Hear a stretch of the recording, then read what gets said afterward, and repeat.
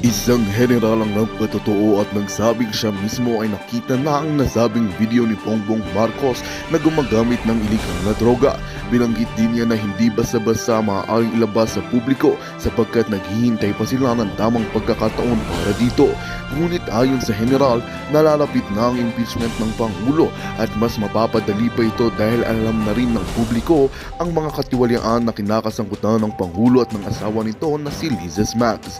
Sa kabila nito, nananatiling mahigpit ang paninindigan ng administrasyon na wala silang kinalaman sa anumang iligal na gawain. Maring tinatanggi ng mga tagapagsalita ng Malacanang ang mga paratang at sinasabing ito ay pawang paninira lamang ng mga kalaban sa politika. Sa ngayon, patuloy pa rin ang imbestigasyon at pagsisiyasat upang alamin ang katotohanan sa likod ng kontrobersyang ito. Habang patuloy ang paglantad ng mga detalye, bumabangon ang mga mas malalim na usapin sa lipunan tungkol sa integridad at kredibilidad ng mga nasa kapangyarihan. Binibigyan diin ng mga kritiko ang kahalagaan ng transparency at accountability upang mapanatili ang tiwala ng mamamayan sa mga kanilang pinuno. Sa ganitong kalakaran, patuloy ang pagtulak ng publiko para sa mas malinis at makatarungan na pamamahala. Well, ito nga ang balitang ating pagkakatutukan. Ngunit bago ang lahat, siguraduhin mag-subscribe at i-hit ang notification bell para tuloy-tuloy ang pagtutok mo sa mga bago at nagbabagang balita dito sa Bangon Pinas.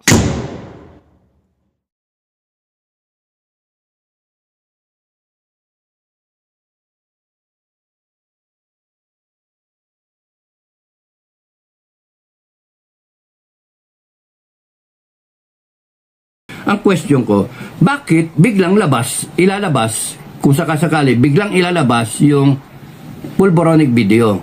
Bakit? Dati-dati naman. Timing, June 30. Di ba?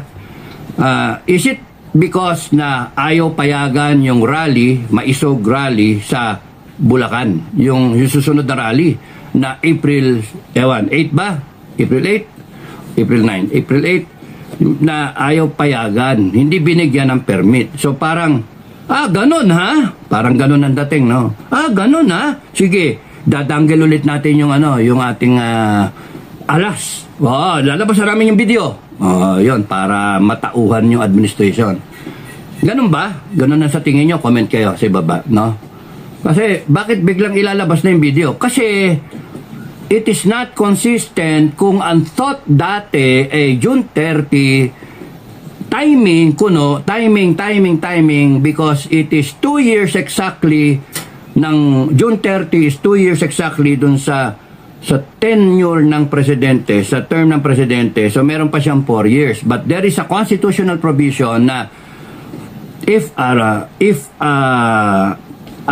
vice president, a current vice president succeeds the president na hindi na pwede by way of natanggal siya o namatay siya, nakunod o kaya na-impeach siya, nakunod or so yung mga tao, nag-people power, so pasok yung vice president.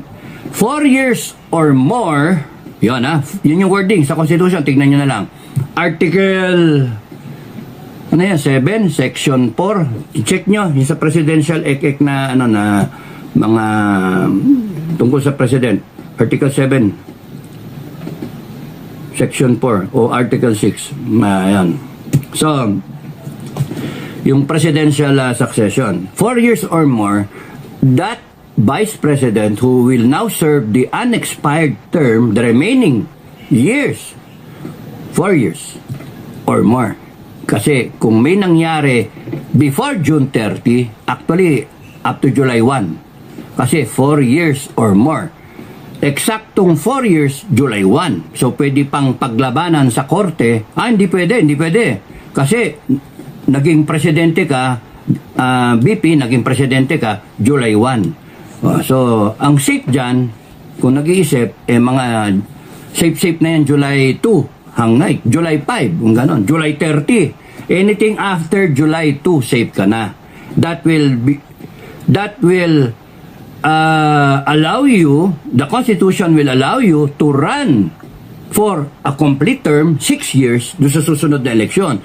Which is, na tinatawag ngayon, nangyari na sa history natin, GMA formula. nung pinalitan ni Gloria Arroyo si Erap by way of EDSA 2, may 3 taon na si Erap. Kaya may 3 taon na titira, sinerve ni Gloria yon as Vice President, naging Presidente, and then she was allowed another 6 years. So 9 years, the GMA formula. So the GMA formula, that's how they explain it. Pagka June 30, yun yung timing na sinasabi, pwedeng lumitaw yung video. And then, para tapos na talaga, and then magiging presidente na si BP Sara, pwede siya ngayon maging 10 years. Question. Come to think of it, sabi ko, nun sa past na video, hindi mo kailangan ng 10 years. Hindi mo na kailangan ng 10 years. Kasi kung talagang nasa isip mo at nasa puso mo ang taong bayan, at yun talagang priority ng mga politiko dapat, yun yung standard. Bago mo isipin yung sarili mo, taong bayan mo na. Yun yung tama. Yun yung standard dapat. So, bakit natin iisipin yung 10 years ni BP Sara? Tayo pwede, okay lang. Pero kung kunyari si BP Sara, hindi niya dapat isipin yung 10 years. Sa kanya, basta step up. Ayan na. Sige na, okay na. Kung payag siya, mag-step up. It's a question whether BP Sara is willing to take the helm of government at any point in time. Ngayon, yung mga nakapaligid, baka ang iniisip, yung pabor siyempre kay Sara, kung ako man nakapaligid kay Sara, di sasabihin ko, hindi, madam, 10 years tayo. So, ganon, no? Wag niyong, don't take it against them, kasi trabaho nila yun no? Na magsipsip. Trabaho nila yung magsipsip. Buti na lang, wala ako kay BP Sara, kaya wala akong trabaho magsipsip sa kanya. So, pwede kong bumatikos, pwede kong mag-explain sa inyo kung ano ba talaga nangyayari. So, 10 years. Pero, strictly speaking, kung ikaw, Madam BP Sara, kung napapakinggan mo ko, step up ka lang kung kailan, if and when. Ganun lang, if and when. Huwag mo isipin yung 10 years, huwag mo isipin yon. Kami mag-isip nun, no? Kami mag-isip. Kami magproblema nun. If and when. Huwag nyo na isipin yung 10. Sobra-sobra ka. Kung ako nga 2 taon lang, okay na 2 taon na presidente. Ano nga kaya tumakbo ko, no? Takbo ko. Tapos nun, 2 taon lang ako presidente. Tapos bigay ko na sa vice president. Kunyari, ang vice president si Pulong o si Baste. No? Takbo akong presidente. Kung mananalo ko. Tapos ang vice president ko, isang Duterte din. After Sara, kunyari, no? Takbo ko. May edad na ako. Ayoko na. May rayong na ako. Sige. Magde-declare akong very weak president. Hindi ko na kaya. Total, malinis na patay na lahat ng kurap Patay na lahat ng kurakot. Naituwid na yung Pilipinas. 2 taon lang kailangan ko. Sige, BP, take charge. Kaso, may 4 years pa palakpasin natin yung 4 years. Again, tatawagin na noon, hindi na GMA formula. Tatawagin na yon ng hindi not even as Sara formula. Natawag doon, Dado formula. Kasi hindi ako tinanggil, ako yung voluntary. Voluntary na umalis Kasi ayoko na, tamad na ako. Naayos ko na lahat, wala nang challenge. 2 taon lang naman talaga kailangan para maayos ang Pilipinas Kung talagang gagawin mo yung tama. 2 taon lang, yung 6 na taon, haba nun. Tapos ang ending mo, ang daming problema. Okay, so, ang doon, yun yung kaya biglang lalabas ngayon yung bakit? Ano nangyari? Bakit biglang ilalabas na? Yung nakalimutan na ba yung formula? Yung nakalimutan na ba yung June 30? Yung timing? Bakit ngayon tuma-timing na ilabas na? May sinasabi April 2, yung isa sinasabi si Fair Lady Maharlika, nasabi anytime lalabas na yan. Napanood nga niya, na-confirm na niya. So anytime, maraming yung pumipick up na vlogger, palabas na. Coming soon. Next attraction. Walang yan. Actually, yung standard natin, Filipino people, yung dapat standard, kung sino man tatakbo sa politika eventually, yung totoong standard dapat ng matitinong tao. Huwag nyo isipin yung sarili ninyo. Huwag nyo isipin yung sarili ninyo na mana ka ng 10 taon, yung ganun ba, pine-play safe mo yung sarili mo, mali yun. Hindi ganun si Sara Duterte. Matino si Sara Duterte. Siguro yung mga nakapaligid sa kanya, iniisip lang what is good for her. And overall, if you have a Sara Duterte may 10 years, then it may go better for the Filipino people. Since Tatak Duterte naman yon, meron siyang 10 years, so meron 10 years ang Filipino people na magandang dating. Okay. So ano pwede natin tulong? Kung ilalabas yung video, niisip nila siguro, may kakampi na tayo.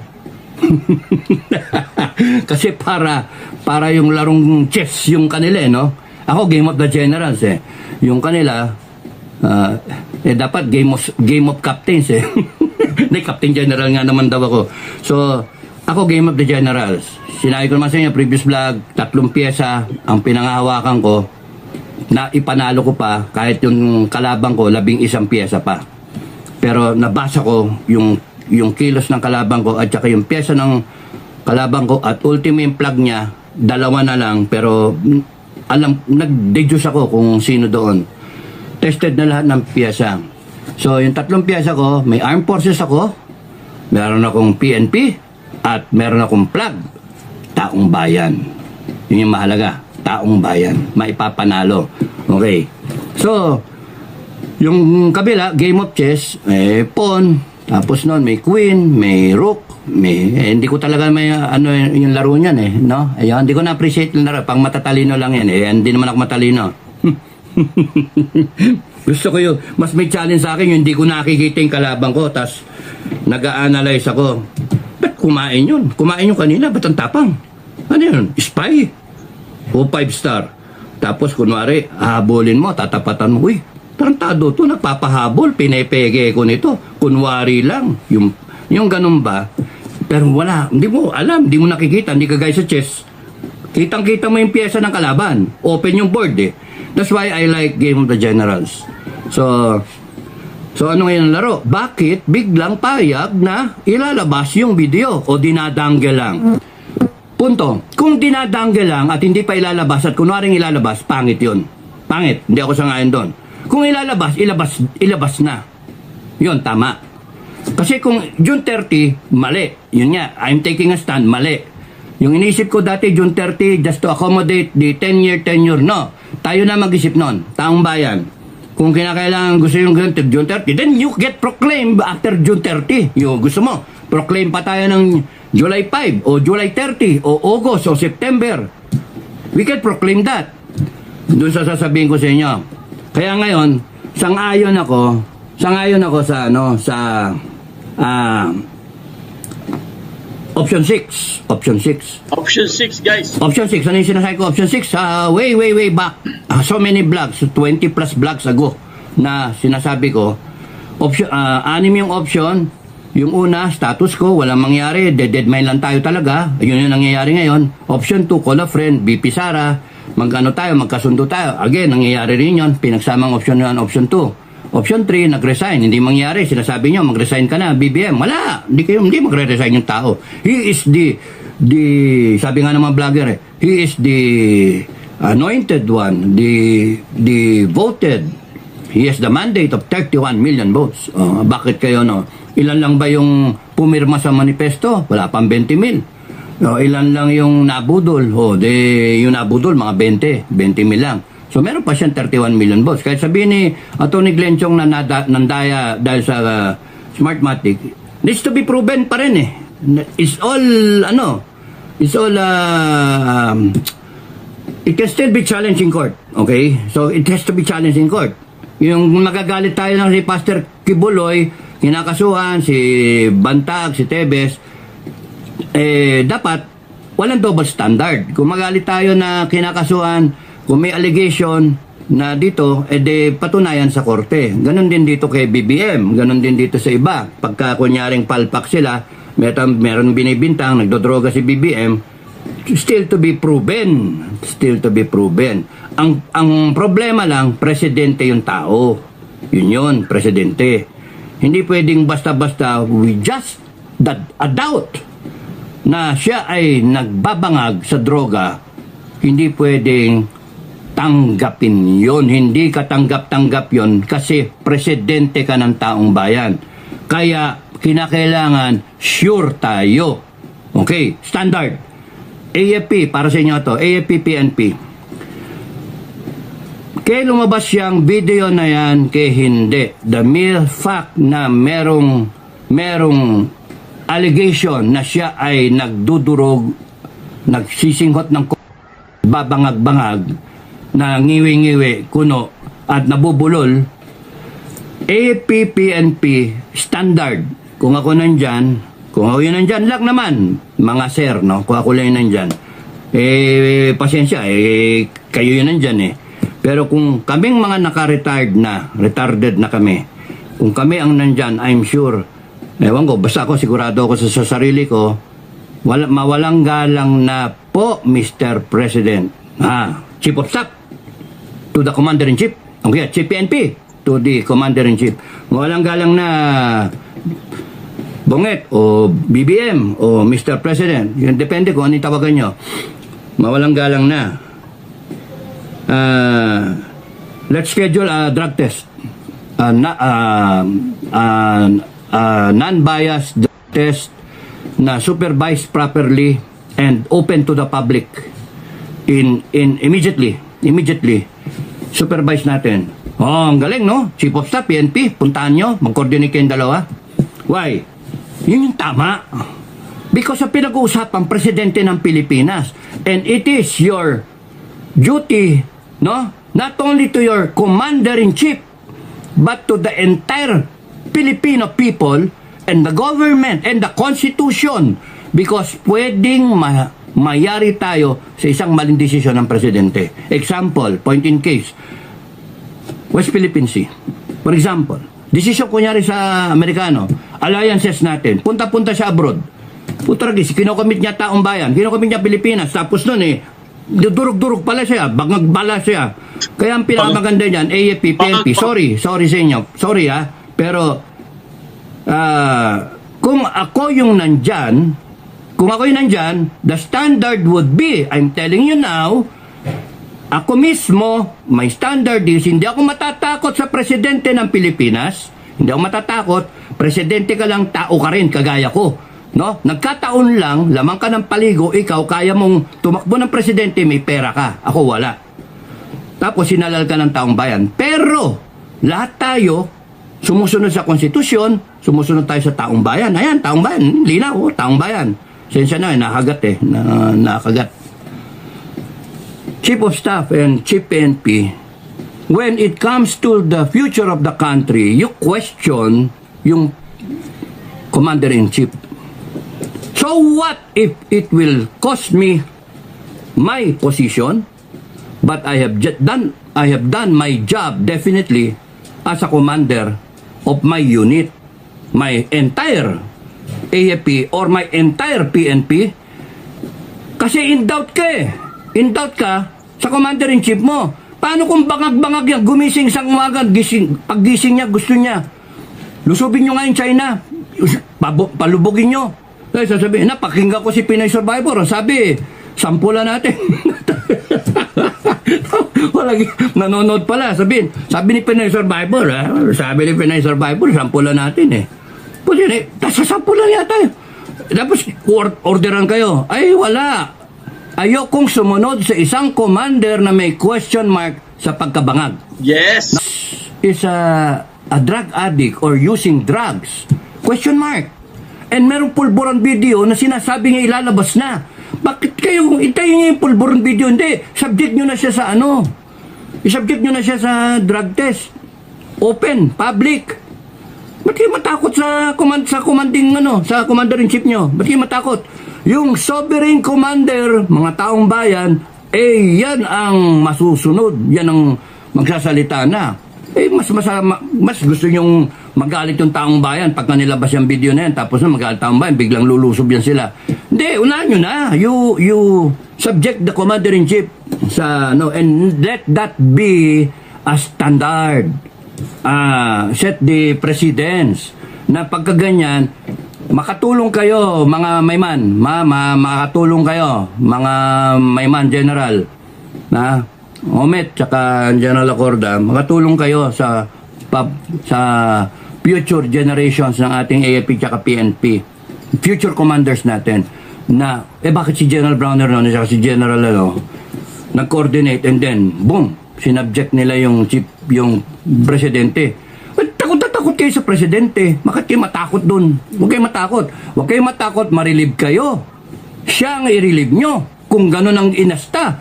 Pagka umiiwas siya, ibig sabihin, may tinatago siya. Kung sabi niyo masinsinan, hindi ba kayo in speaking terms with your commander-in-chief? Kasi, isipin nga ninyo, you rose from the ranks, tuniente hanggang general, hindi lang isang general. Ang daming estrella ninyo. Hindi, ganyan na ba ngayon sa armed forces? Hindi kayo maka-question sa inyong commander? Hindi nyo masabi yung nararamdaman nyo? Nyo, Bok, Mista, kayo mismo, mag-coordinate kayo. National Security Council, advisor, you advise the president to take a drug test. Mista, sorry, pero that should be the standard. Hindi yung mag-compromise kayo, hindi yung tahimik kayo, hindi yung pwede mag-declare ng gera ang presidente anytime. At yung taong bayan nagwa-worry. Tapos magre-react lang kayo pagka may pulburon video o kaya nag-uusap-usap kayo na ay nako. Yung gawin nyo yung tama. Gawin nyo yung standard na kung yung ano yung tama ang gawin. You coordinate with each other. Kayong mga plebo kayo dyan. Kayong mga upper class. You coordinate. Natiroy ng PMAR tayo, tapos nung ganyan pa ang matakot tayo sa isang commander-in-chief na hindi mo alam, takot na takot kayo, pati sa asawa. Hindi pwede yun. Pati sa asawa, pag kayong asawa, gaganong-ganon, abay, hindi tama yun. Ba't binoto ba siya ng taong bayan? Anong klase mga commander kayo kung kunyaring nandun yung respeto? Ay, hats off ako, nandun yung respeto. Pero, pagka umaabuso na siya sa respetong binibigay ninyo sa commander-in-chief ninyo, hindi na pwede yon. Hindi pinagkaiba yun yung kunyari yung commanding general ninyo na dinatnan yung asawa abusadong kung mag-utos, kala mo kung sino. Utusan yung mga sundalo, kala mong wala ka respeto sa mga sundalo. Ito, hugasan mo nga ito. Ito nga, dali mo ito, ganon. Ganon sila. Gaya, tagpian niyo yung bubong ha. Puto yun ang araw ko nang pinapagawa, hindi nyo ginagawa. Talo pa eh. Talo pa yung mga opisyal. Yung asawa, talo pa yung opisyal. Kaya, people in the armed forces, pag kayong mga asawa ganyan, pagsabihan ninyo, ma'am, hindi kayo ang may rangko, yung mister ninyo. Nirespeto namin si sir, pero wag kayong ganyan. At kayong mga sir, kayong mga opisyal, huwag niyong hahayaan yung mga asawa ninyo na binabastos yung mga sundalo, nag-training yung mga sundalo. Huwag ninyong ang sa akin, you do not think of yourself, you do not think of your family, you do not think of whatever, no? The thought should be focused on the people you are serving, the Filipino people. Yes. And you will never go wrong. So, AFP, PNP, yan ang message ko sa inyo. I-subject niyo yung presidente, si BBM, i-subject ninyo sa drug test. Kung ayaw niya, pilitin nyo. Ayun, pilitin nyo. Mr. President, I'm very sorry, pero we have to put you under house arrest for the meantime. It's for your own good and the good of the country. We have to stop this nonsense about drugs, no? Yung mga sinasabi ng mga vlogger na yan, sinasabi ng mga opposition mo, we have to stop it. And we need to confirm it because we cannot follow you if there is question sa karakter mo, yung leadership mo. It is in question. We will follow you to the death as the commander-in-chief. Into war, okay lang. Pero we need to know, we need to verify if you are indeed using drugs. Tama po mga kaibigan, di ba?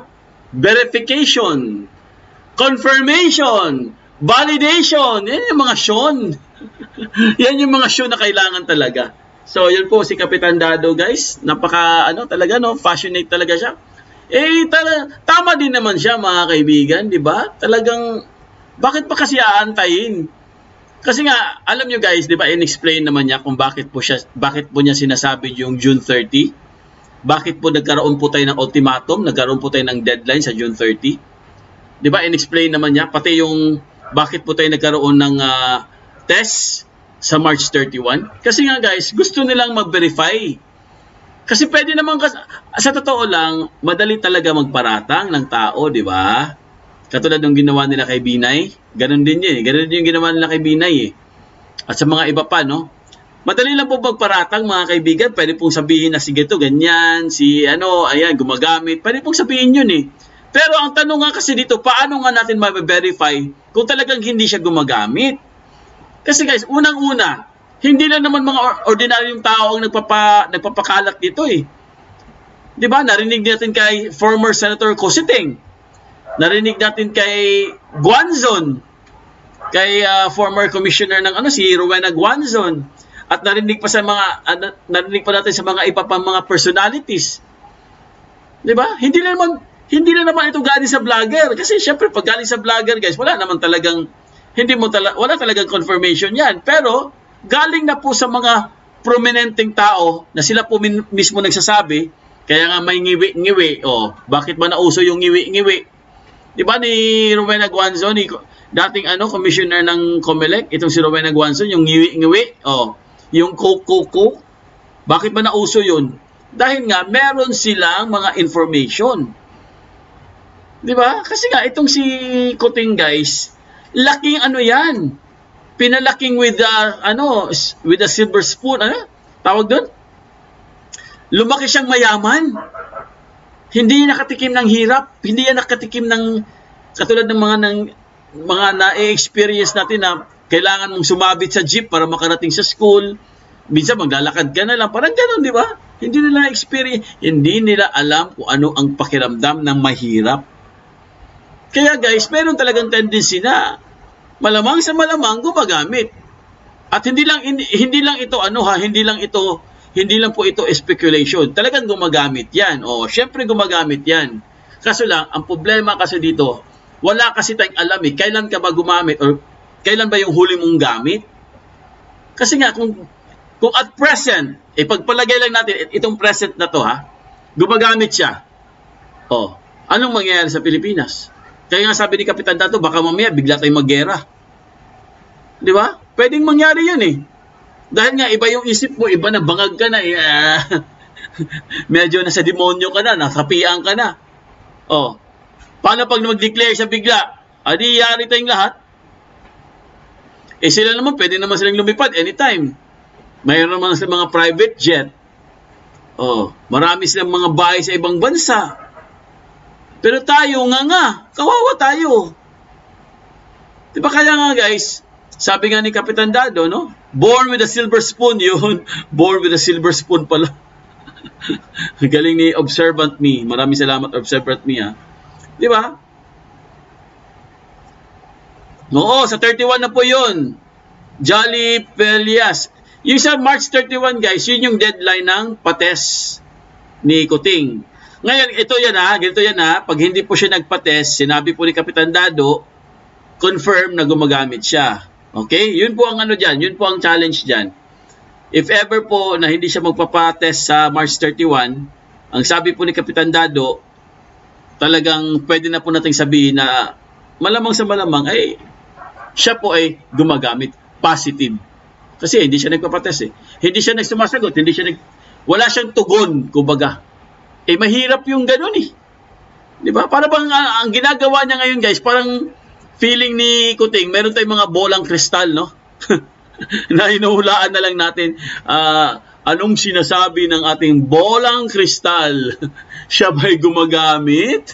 Di ba? Parang gano'n So, kaya po itong sa Kapitan Dado guys, ako certain ako dito no na hindi natin siya masisisi na very passionate siya, very eager siya. Di ba? Benedict Disipulo, live po tayo Ito naman si Benedict Disipulo, oh, kanina pa ako nagsisigaw dito, oh.